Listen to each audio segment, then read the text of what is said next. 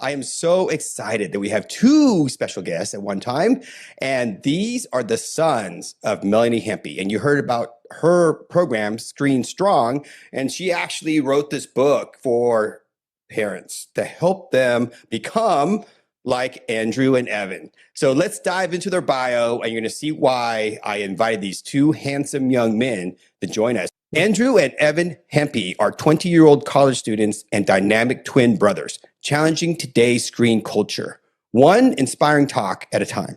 As national speakers, they share their personal stories of growing up without smartphones, social media, or video games, inspiring parents to take a stand for their kids in the fight against screen addiction. They also encourage teens to take a different path, one that doesn't let digital attractions or distractions dominate their time or their talents. Andrew is a sharp, thoughtful communicator, calm under pressure and quick on his feet, known for his polished delivery and ability to field tough questions with clarity and confidence. Andrew served as senior class president and was honored as Athlete of the Year at his high school, a two-sport athlete and a passionate student of literature, philosophy, math, and engineering. Andrew knows the formula for beating the screen trap through high school and college. He's also a gifted violinist who performs in his college orchestra. As a member of the Screen Strong editing team, he brings his personal experience and insight to life through writing and speaking. Andrew is a powerful example of what's possible when teens reclaim their time and focus from time spent on gaming and social media.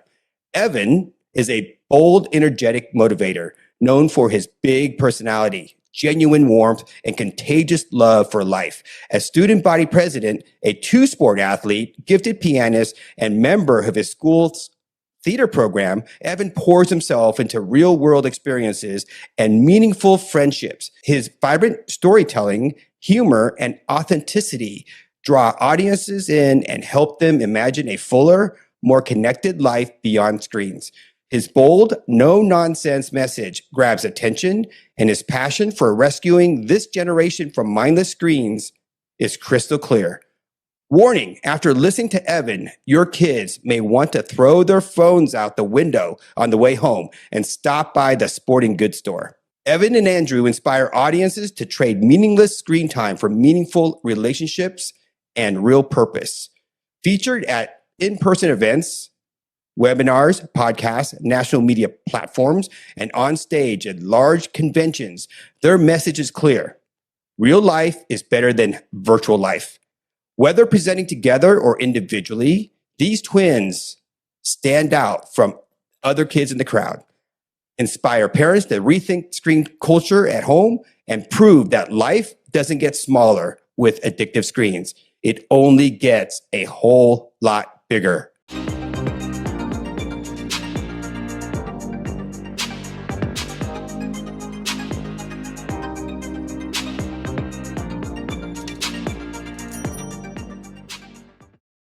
Andrew and Evan, thank you for coming and spending time with us. I know you're busy. This is summer break for you both, right? Yes, sir. Thank you so much for having us. Appreciate it. Yeah, thanks so much. It's an honor. And I remember, I think more than 10 years ago, it's about probably 15 years ago now, that I visited you guys and we gave a talk at your school and we were playing together on the trampoline, I think. Oh, yeah. Yeah. So when I saw your video, I'm like, man, I got to get these guys on. I remember you as this little kids, and now you're just like handsome and doing so well, pianist, violinist, in college. So where are you going to school, Andrew? So we're both at Liberty University, yes, sir. But I think you're hyping us up a little too much. We don't want to disappoint your audience. Yeah.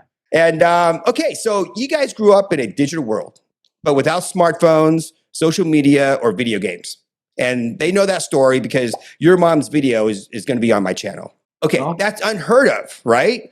And so why is this so important for this generation? Well, yeah, sure. It's so important because, for starters, I mean, pop culture in general was kind of taken by storm with the emergence of the smartphone and the handheld personal devices in general, really within the last 20 years. And it's precipitated this massive cultural shift in the way people consume media and go through their daily lives. It just completely revolutionized that even within the last 20 years. And that had very big impacts on the way kids were raised and the way kids went through childhood. And a lot of it was really welcomed in with open arms without considering any of the potential drawbacks or downsides. And if your viewers have seen our video, your video with our mom, then they've heard the story about our older brother who became very, very addicted to video games. And that really had a negative impact on our house. It caused all this conflict between Adam and our mom and between us and our brother even. And that just really surprised our mom. And she had to think about, man, there's got to be something else here. And so, she's told that whole story in full, but the result of that was just me and Evan being raised without those screens and really just undoing the experiment that was done on a lot of our peers without even realizing it. People would point at mom and say, oh, she's the crazy mom who's doing this experiment, when really she was just sticking with the tried and true methods of parenting that had been proven for pretty much the history of parents.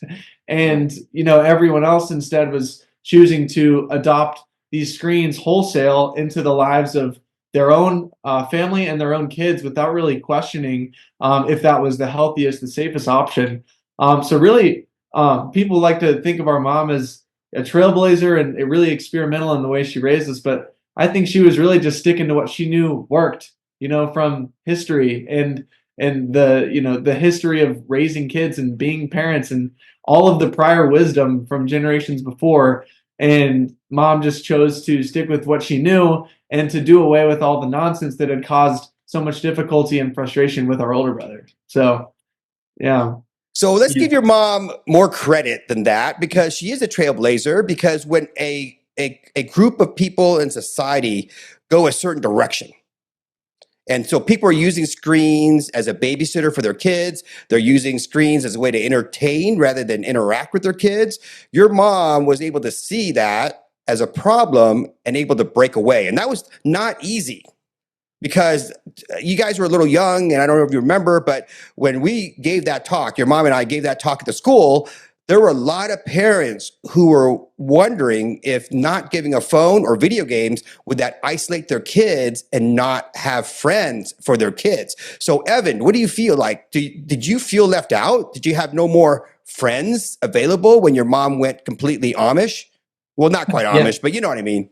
Oh, well, we got that all the time. And what happened was, in elementary school, nobody really cared, because if you can kick rocks or throw sand, you can make friends in elementary school.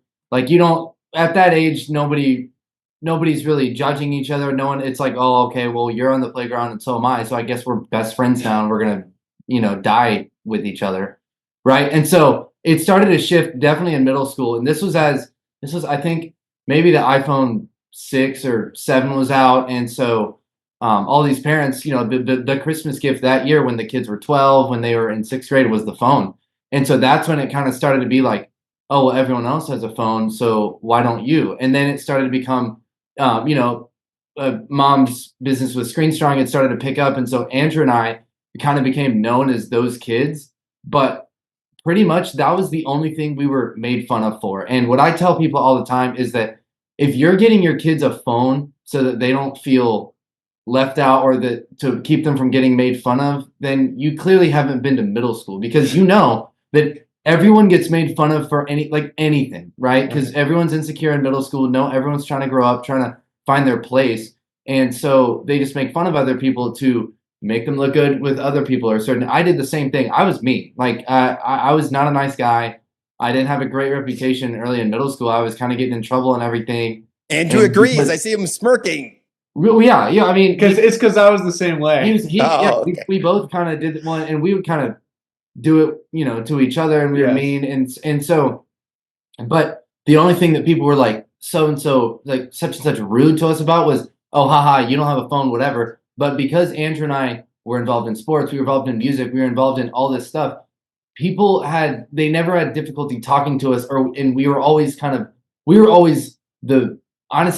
center point of a discussion. Anytime there was anything in class that, people would always love it. Like I remember in 7th grade, we had this debate in science class, and Andrew and I picked the opposite sides on purpose. And people like were telling us after the class, they're like, that was so entertaining to watch you guys debate each other. Because essentially we had those communication skills, which is a shock to most people nowadays because every kid grows up so buried in their screen. They're not learning how to, in first or second grade, they're not learning how to walk up to the guy at McDonald's and say, I would like a McDouble or something. You know what I'm saying? That's such a lost art. And you're seeing that when they try to hire people right out of college, they don't care what you know or what your degree somewhat taught you. They care if you can look them in the eye, if you can shake their hand, if you can be personal with people and be a good culture fit. And a lot of companies are having a really hard time finding, quality people because those skills are essentially lost. So kind of circling back around to the, feeling left out is no. Like because Andrew and I did so many things and we had our foot in so many doors and we had so many things, we diversified. Every financial advisor will tell you to diversify your portfolio because if one thing goes out, you're fine, you can survive it. And so because Andrew and I had so many things, we had so many pockets of friends where if one friend group was being mean to us or something, or because we didn't have a phone, whatever, okay, fine. I don't have all my faith in this friend group. Here's, we were able to be versatile and bond with people over a lot of different things, which is really rare. You see a lot of kids just getting into one thing, whether it be a sport, it essentially becomes their job when they're 8 years old, because the parents there's such a fear of overbooking your child. And people would say to mom and dad all the time, they'd be like, oh, well, your kids are so busy, aren't they going to get burnt out? And no, like because we had so many different things we could pour ourselves into, there was never burnout. There was always ample relationships to be made. We still to this day are tight with our teachers and coaches because we were at a young age able to talk to adults and because of those skills we had learned. So all of those things just stemming off of mom and dad making the decision that, hey, we're going to move forward the traditional way and not introduce these screens to your life. So, I think I was being a little harsh on mom and previously just being a little facetious even just because it takes so much courage as a parent to do something completely different from what every other parent is doing. And so I am so thankful and I have so much respect to both my parents. My mom kind of led the charge, but dad was very supportive as well. And them together choosing to take a hard decision, to make a hard decision to strike out on a path, on their own path, that was contrary to the way most parents were choosing to go. And that came with a lot of kicking and screaming from me and Evan. Yeah. I know we didn't make it easy on them. And, especially in middle school, everything's about social conformity and you want to be just like everyone else. And so we raised plenty of fuss over not conforming in the way that we wanted to and not being just like everyone else. But as soon as we kind of matured out of that phase a little bit, we started to realize that while everyone else was spending all of their time trying to be just like everyone else through through social media and through just all of those influences that you get on the screen, Evan and I were busy filling our time with building meaningful relationships and developing substantial life skills, whether that's the communication and personal skills Evan was talking about, or learning to play instruments, or learning to play sports, or all of those things. It was really just reclaiming that time and dedicating it to truly valuable, enriching childhood experiences rather than just, chucking all those hours down the chute on a screen.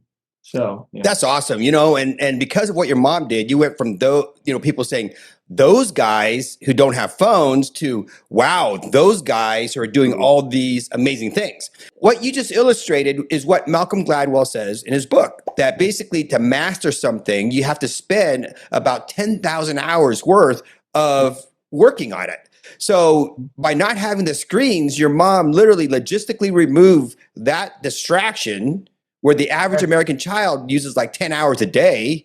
Now you have 10 hours a day to devote into all this debate skills and language skills. And obviously you're very well spoken. You're on a live YouTube channel as like sophomores in college. I can guarantee you there's few sophomore in college right now who can actually be on a live podcast and basically, do well. Just very rare. So kudos. And so, your college peers now, what do they say when they hear that you grew up without a phone or social media?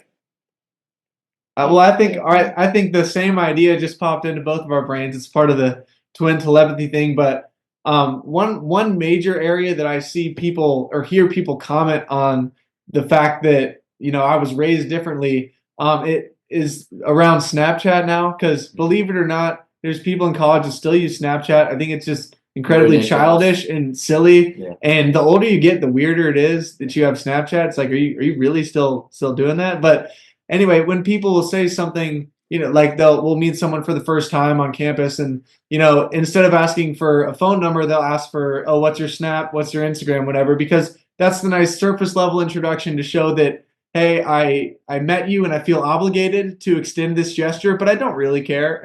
So I'll ask for that, But when Evan and I respond with, oh, I actually don't have any social media, without fail, 100% of the time, so they always respond, whether boy or girl, no matter what, they always respond with, oh my gosh, that's so cool. I should probably get rid of my social media too. Wow. It's really an interesting kind of social commentary, because it's like people intuitively know that they're spending too much time on it, that it's not good for them, that it's stemming a lot of anxiety and just gunk in their lives that doesn't need to be there. It's, sapping all of their time and attention.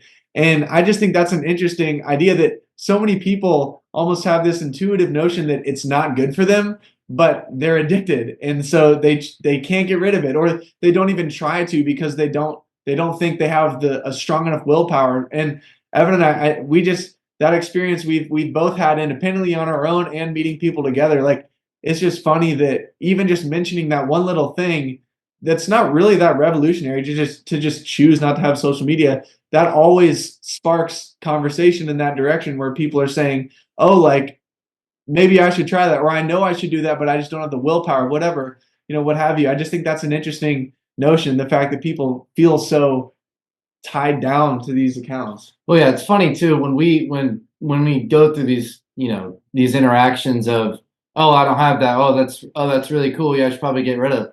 And then now, I don't know how he does it, but I started being like, okay, we'll delete it. Yeah. Like, do it right now. Yeah. Like, let's go. And then they were like, well, no, because I have to reach out to this one friend. There's a million reasons. They have this like one random reason of Right. this quote unquote friend that they have that they want to keep up with, when it's like, to be honest, and the actual people you want to keep up with, you text, you call, you be intentional. But the thing is that's way harder to do, and that takes way more effort in that relationship, to where people just, oh, if I can just casually see the 1% of their life, then I can feel better about myself that I'm keeping up with that person, when they're not. And so, with that is social media created this false notion of connectivity, where, oh, I know what's going on in their life. It's like, no, you don't. You don't call them. You don't hear the in and out and the struggles that they're going through, because nobody posts that, because nobody wants to see that. When on social media, you're essentially selling yourself, and no one wants to sell the bad sides. You only want to sell the good sides of you. Right. And so then everyone else has this conformity thing where, oh, well, this person's putting this good thing in their life, so I have to put this good thing and this and that, and we have to do things. Like, people make trips and everything to take pictures. Yeah. Like, kid you not, like the beach, forget it. Nobody actually enjoys, well, not nobody, but a lot of people just go to the beach to take pictures or do everything. Everything is so picture driven. Even playing high school sports or even prom, there's what happens in high school sports now is there's always this kid who gets like front row access because he has a camera, because one of the athletes is paying him to just take pictures of him. And of course they're going to think that photographer is good, because it's pictures of yourself.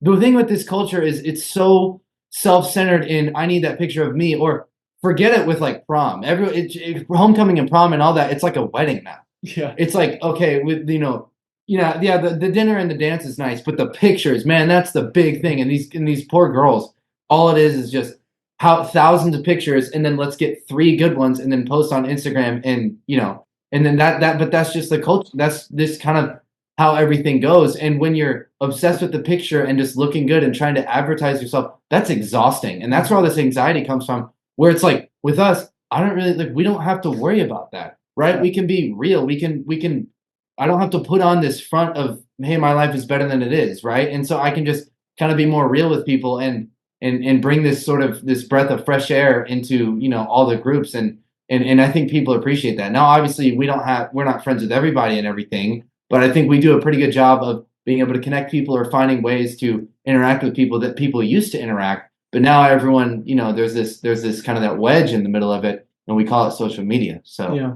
And the side note on that too is just everyone thinks that it's better and it's natural to have thousands of people as you call friend, but that's actually so exhausting. And one of the things that our mom always tells us, and she loves to point towards in some of her curriculum, is the Dunbar number, which it's, you can have like 3 to 5 actually really close people in your life, and that anything beyond that it's beyond the capacity of our brain to have that close of a relationship with them. For one, because it takes so much time and sweat and so much, time equity invested in that relationship to get that level of closeness. But now it's like all of a sudden, let's throw out any consideration of quality and consider only quantity when it comes to these social media interactions. And that's so exhausting, trying to please hundreds, thousands of people. That's just so much pressure that we're not designed to have to cope with on a daily basis. But now everyone just, like I said, they adopt it wholesale and they think it's just a part of the way life has to be now. And Evan and I are a testament to the fact that that's not the case, and that it's actually a lot more rewarding and fulfilling and refreshing to not have to place all that extra burden on your shoulders on a daily basis. Absolutely. Yeah, and that's brilliant. You just described the data that Jonathan Haidt collected for the book, The Anxious Generation, talking about how we are creating a whole society of anxious kids. And you just went through right there in the last few minutes describing every single point that is making kids anxious. And the thing, it's interesting about this, and I wanted to share that there's a good side of social media too. And your mom knows this about me. It's like, okay, there's a good side about video games, So social media, I use it a lot. I have a lot of followers. I use it obviously to broadcast out. This channel has like 129,000 and growing now. But if you want to get a message out, especially let's say, for me, it's about mental health. So a couple of years ago, and I'll make more videos about this later for the listeners who really want to learn more about, my struggles, but I was diagnosed with bipolar disorder about 2 years ago. So I'm going to write a book called The Tsunami in My Mind. And I'm very transparent. And so when you're transparent on social media with honest, real stuff, it brings transparency, because now people will come and listen, right? Those who really need help. And that's what we're doing here. We're using a platform on YouTube to basically have transparency in a discussion, right? So I found that if I just posted, hey, I have bipolar disease and I struggle with this, there was so much support. So when you're describing, Evan, all these people that want to look beautiful and perfect, it's all drowned out by other people. But if you're really true and want to use social media when you're responsible and your brains are now more mature and you're going to get more, into that, and you come out and you're transparent and you're real, you'll look different than all the people over here. They're just looking like fake, go on the beach, take pictures, but you're showing real stuff over here. You're going to attract, attention. And it's a tool, right? It's neither good or bad. Yeah. Your mom says that it's a tool, but there's a way to use it properly, right? Sure. So when did you realize, at what point in your life did you realize that, wow, we're different. We're different from other kids in our generation? It was definitely 8th grade. It's like about 14 years old. I think, once you get through 6th and 7th grade, I think those are the roughest times in middle school. 8th grade, you start to, I don't know what it was. But Andrew and I were not the bad boys, but, we didn't have the best reputation. I was, like I said, previously, I wasn't the nicest guy. But then I started to realize, in 8th grade, I don't know what it was. Maybe I just matured my brain, or not fully matured, but, grew a little bit mature. I was like, hey, it's actually better to be nice to people. But what if I flip this narrative and now I'm the nice guy? So in 8th grade, I became the gum guy, where I was I was just passing out gum all the time. You'd be surprised how many friends you make, when you're nice to people. And so I started to they're like, oh my gosh, Evan, you're so sweet, whatever. And I was like, oh, stop. You know what I'm saying? And so it was kind of around that time too, when we had, so in 8th grade, there was an opportunity to join. We had a worship band at the Christian school that I was in, and I joined that elective. And that was my kind of first ability to showcase I played violin and piano at the time, but I was given a violin role in that band. And so every Wednesday I would play in front of the middle school student body, and people they loved it. They're like, that is so cool that you have, this skill or something. Tell me more about that.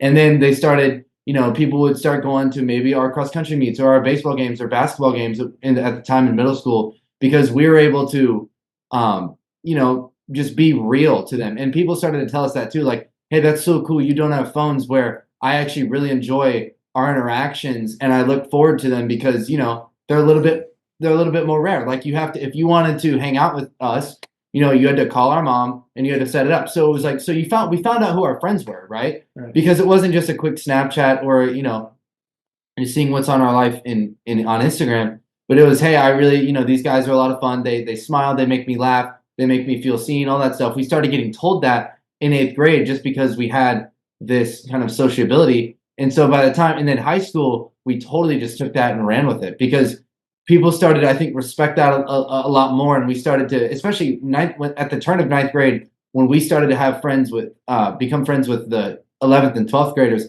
that was a ton of fun, because what they saw is they were like, wow, you guys are really mature for 9th graders, even though, we weren't necessarily more mature as We far weren't as adults yet. No, but not even close. We're still not. But, because our brains don't develop any faster than anyone else's. But we just had these skills and this ability, this person ability to connect with people, and they really appreciated that. Like, some of those upperclassmen that Andrew and I, they were able to kind of take us under their wings, and we look up to them. Like, I still look up to this day, and remember fondly back on those times about the 8th and 9th grade turn. And so we just kind of rode that out. We participated in a lot of different things in high school. We kind of ran the student section, fairly small school, just because we had all this energy. We both won student government positions, I think by a lot, in when senior year came around, because we could both get up there, smile, make speeches, do all kind of the soft skill stuff, and then just be just somebody who just brought energy and fun kind of throughout the school day. And I think we really enjoyed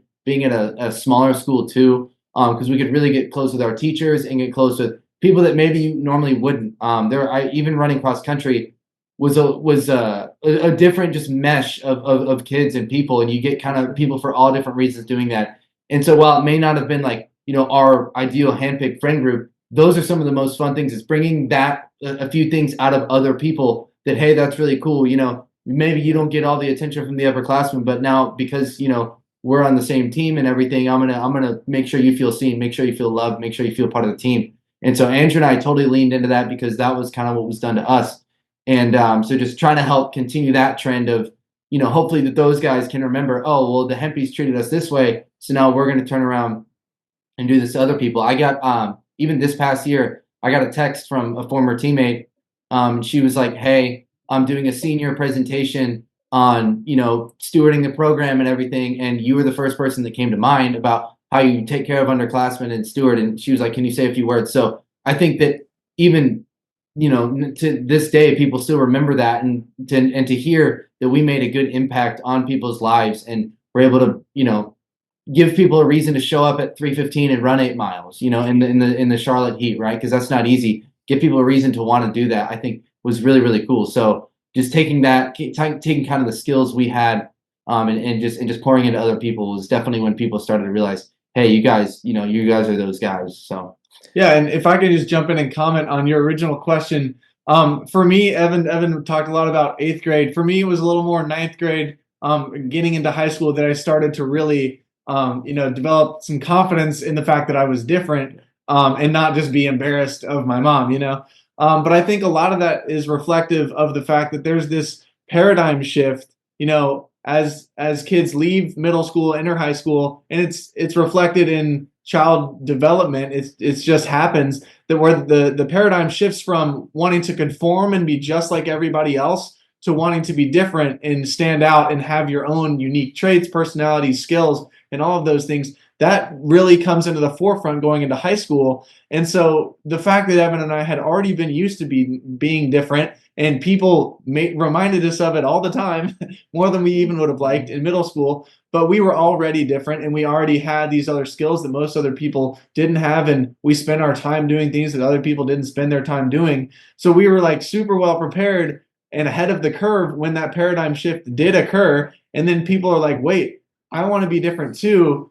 Like, how can I be more like the Hempies? Like, they're already different. Like, did they know this was happening? Like, how did they anticipate this coming? But it kind of encouraged people to and embolden them a little bit to take a step to do something that might not have been, socially conformative in middle school, but now they are willing to try something new, or to, actually tell other people about, a skill or a personality trait that they've been suppressing because it wasn't, it wasn't whatever cool in middle school, but now they are willing to tell people that they play musical instruments, or that they like to, do all these different things. And that was just really cool, to kind of reflect on that aspect of child development, where being different becomes being cool when you get to high school. And that was just something Evan and I benefited from, and it really just, we naturally, that was a natural progression for us. It wasn't like it required any extra effort to try and be different all of a sudden, because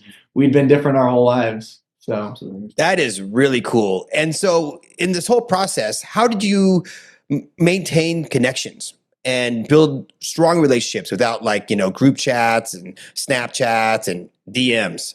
Well, I think, for one thing, people knew when they were going to be friends with us, they knew that our friendship was going to be authentic and in person. That they knew that, yeah, we might not be, we wouldn't be hopping on Fortnite with them after school. We wouldn't be, snapping them half of our face after school. But that didn't seem to scare anybody off. In fact, if anything, it attracted more people, because they knew that the interactions that they were going to experience with us in person were going to be genuine, they were going to be real, and that was going to be the foundation of a real relationship, instead of all of this kind of superficial, hide behind the screen interaction where you don't know if, someone is really who they say they are behind the screen. And so people just knew that we were going to be ourselves, and that we were going to treat them the way that we would want to be treated in person, because a lot of times you treat people better in person than you do over a screen. There's that empathy, or not empathy, empathy. I'm thinking physics and engineering. Sorry. There's that empathy from looking someone in the eye and having a conversation with them. So people knew that if they wanted to be our friend, that was going to be a real friendship that we were going to value, and that was going to be strengthened by actual time spent together. And I think just a general thought that has occurred to me is that if someone says no to being your friend because you don't have a phone, or because you can't play Fortnite with them, is that really someone you want to be friends with? Like that. I mean, sure, those things can be fun, but if that is what makes or breaks a friendship, like, there wasn't that much there to begin with. So the fact that people were willing to not only just be our friends, but they almost like wanted to be our friends more, because they knew that a friendship with us was going to be substantial and rich, and not really superficially based, like a lot of relationships were in high school because of those screens. So yeah, just kind of going off that, is it kind of takes just somebody to spark up an idea of what are we going to do. And because Andrew and I didn't have the screens as a fallback of, well, what are we going to fill our time with, was Andrew and I were always the ones kind of coming up with, hey, if we want to get some guys to go to the ball field and, take batting practice and all that, Andrew and I were the ones organizing it. We were calling everybody. We were setting the date, the time. Using mom's phone. Right, using mom's phone, of course. Well, in high school later, we had non-smartphones, but Right. so it was just, talk text where, hey, to send a quick text, hey, can you make the field at 11:30, yes or no? You know what I'm saying? Stuff like that. And then people say, oh, yeah, maybe the time that I spent playing Fortnite, they're not married to the time playing Fortnite or, scrolling on their phone. They just don't have anything to do, so they default to that. Right. But if they have something on the schedule, on the calendar, okay, we're meeting the Hempies for dinner at 6:30, or we're going to the Hempies, for a board game night at 6:30, or a hot tub night or something like that. They look forward to that. And I think we found that it was really cool too, is as much as people maybe didn't, it wasn't cool to be excited for something like that, I don't know, especially in middle school, is they found out that, hey, that was really fun, let's do it again. And we had all these really cool hangouts, and I think people really enjoyed that. And so Andrew and I were able to kind of be the catalyst in that, and to where we, you start the hangout and people actually pick it up. It's like, and we get the question from parents all the time, well, what if, the kids, what if all they do is play on their iPad or something? And it just takes one to be like, hey guys, let's not do this. And if you're going to say, let's not do this, you have to come up with something else. So it's like, hey, instead of being on our iPads, let's go, outside, let's go in the woods or something. Let's go play, I don't know, airsoft, something like that. Anything, right? XYZ, right? And so Andrew and I being able to to fill in that gap, I think was really cool. So, Right, and people almost just needed permission. It was like the flow of culture was going one direction, and people needed to be given permission to try and swim upstream. Mhm. And because of the way our parents chose to raise us differently, we were just automatically that permission. And people knew that, oh, like even like Evan was saying, after we would hang out with a bunch of people and be playing outside doing random stuff or playing board games, screen-free activities with spending time with people, they would ask, like, oh, when can we please do that again? Because it's almost like people were just craving some actual real childhood experience and some real relationship building time instead of just kind of the monotony that everyone gets on the screen all the time. But one thing I forgot to mention that was actually a huge benefit of all of our relationships being built purely on in-person interaction was that we missed out on so much drama, so much gossip, so much just bad stuff that tears apart friendships, destroys friend groups in high school and middle school, all this drama that goes on in group chats and DMs and all of these things that we missed out on, but they were great things to miss out on because like I didn't need to know all the drama about everybody. I didn't need to constantly be spreading rumors and gossiping about others. Like that's just so much causes so much drama, so much headache, and really a lot of hurt for so many kids in middle and high school. And just removing the access to those sorts of back alleyways where no one's gonna compliment someone behind their back, and just removing some of those channels was a huge gift because it just allowed us to view people with an open mind, but also for people to be willing to, share things and be vulnerable with us because they could trust us. There was a trust and a confidence in a friendship that wasn't going to be torn to pieces and, turn around and talk about someone behind their back the second you get off, get your phone out of your back pocket, So that was a huge benefit as well. mm-hmm. Yeah, totally amazing. And you guys are proof that, real life is better than the screens.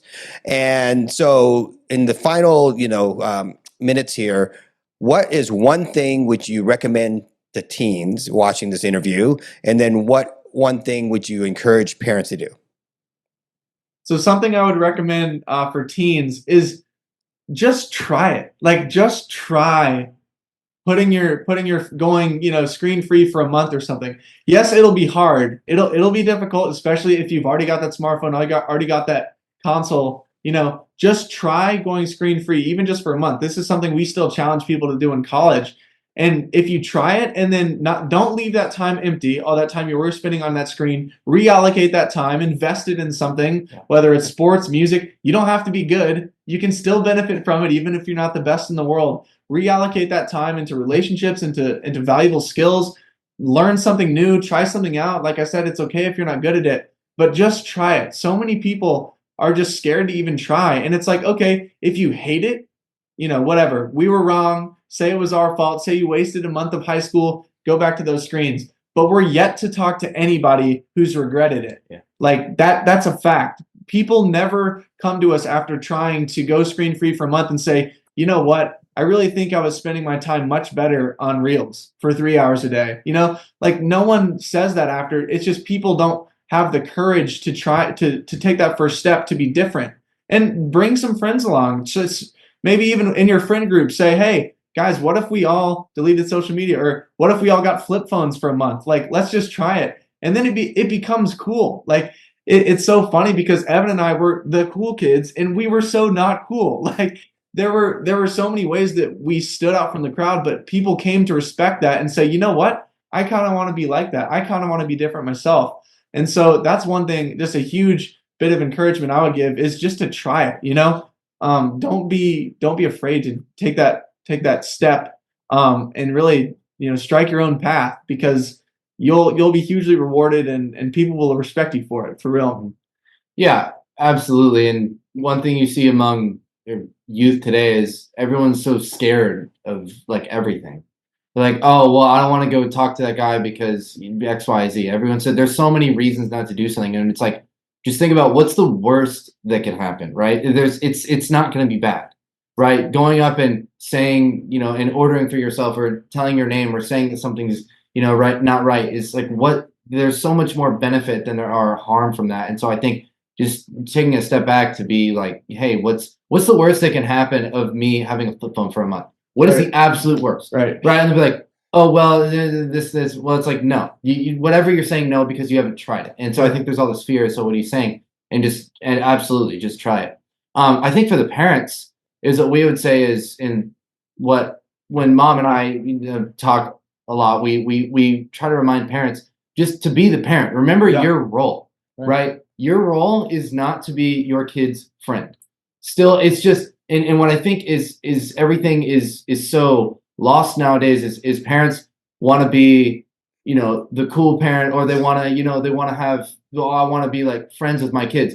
And there's nothing wrong with wanting to have obviously a good relationship where you can talk about anything with your kids. Andrew and I have that with mom and dad. It's great. We family dinner. We can say, well, not whatever, but you know what I'm saying. We can say we can just be honest about how our day went, about what's going on in our life. We don't have to hide anything because our parents were able to. They forced us to talk to them by taking out the screens and everything. And so I think what happens is parents are like, yes, this is great. But I want to, I don't want my kid to go up in his room and just be on his phone. I want him to be, down here talking to me. Every parent deep down wants that. But as soon as there's any pushback, it's, oh, well, it just got too difficult and he needs his phone for X, Y, and Z. And so I think it's just, at the end of the day, it's just be the parent, stick to your guns, know that what you have every right to, it's your house. You can, you're raising a child. If you like what the way I think about parenting is, obviously I've never had, kids or anything, but I'm like, being a parent sounds so awesome because you essentially are creating like a friend, like later in life. Right. And so now it obviously isn't always going to work out like that. And perfectly, I'm kind of, speaking from uncertainty and lack of experience and everything, but like you as the parent have every right to set boundaries, right? These are negotiables, non-negotiables, right?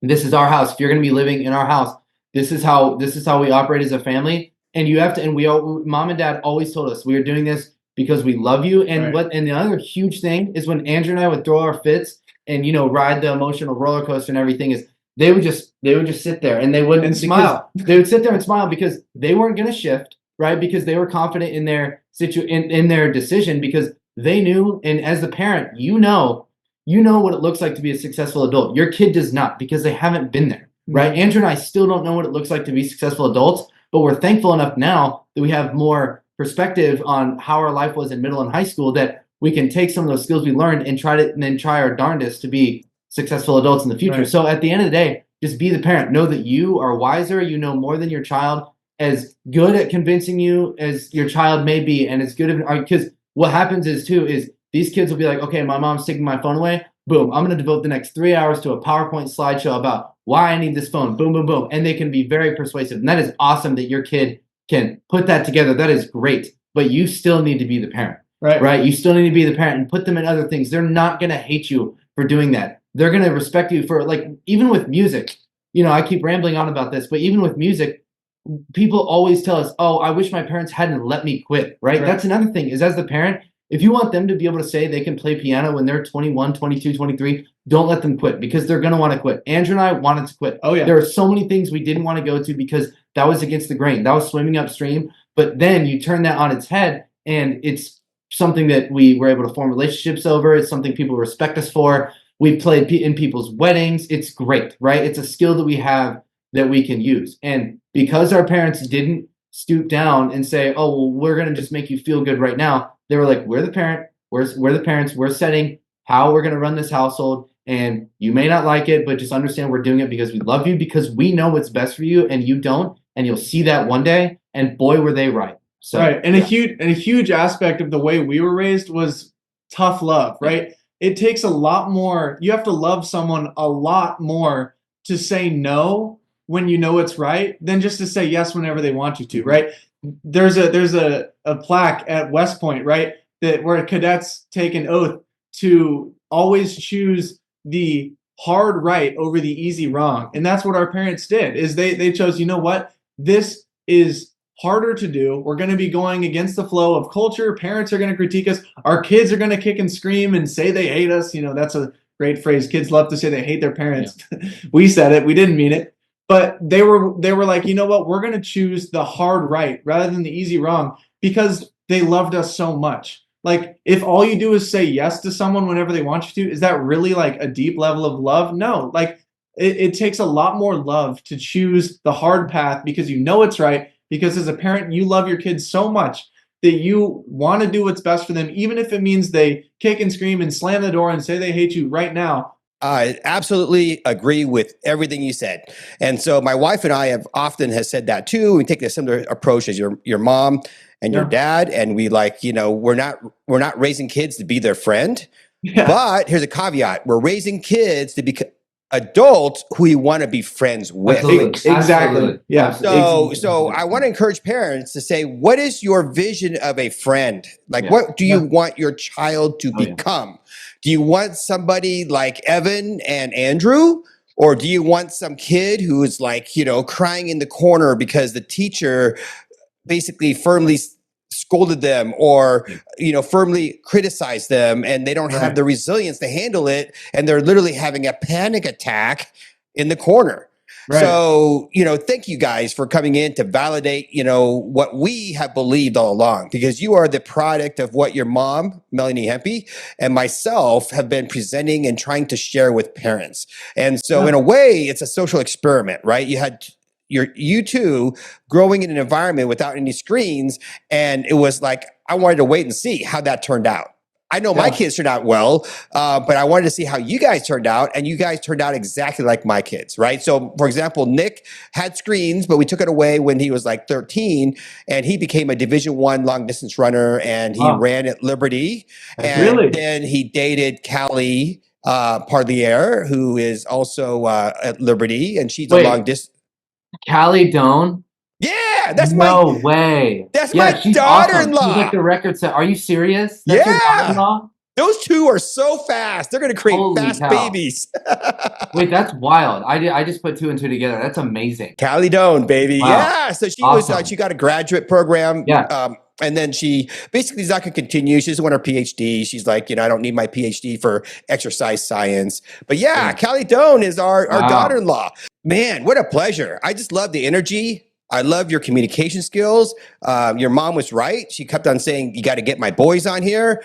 You got me all pumped up now. So it's I really appreciate you coming and having so much energy and passion for this. Thank you. Yeah, of course. And a little shameless plug, if you want to learn more, we'll promote once again Mom's book. This is the home edition of the Kids Brains and Screens curriculum. There's also a student edition. It's a great resource to learn a lot of the neuroscience that goes hand in hand with this whole philosophy we've got going on here at Screen Strong. Feel free to check out the website and learn more about, if you're interested to learn more about the secrets behind all this neuroscience. And Dr. Doan could explain it to you just as well. And so that's a really powerful tool. And we just want to thank you so much for having us on and discovering all these connections we didn't even know we had. And thanks so much. It's been a blast. If you have any comments, questions, suggestions, or ideas for us for future videos, post them below. And also remember to like, share, and comment, and also hit the subscribe button so that you get notifications for future videos.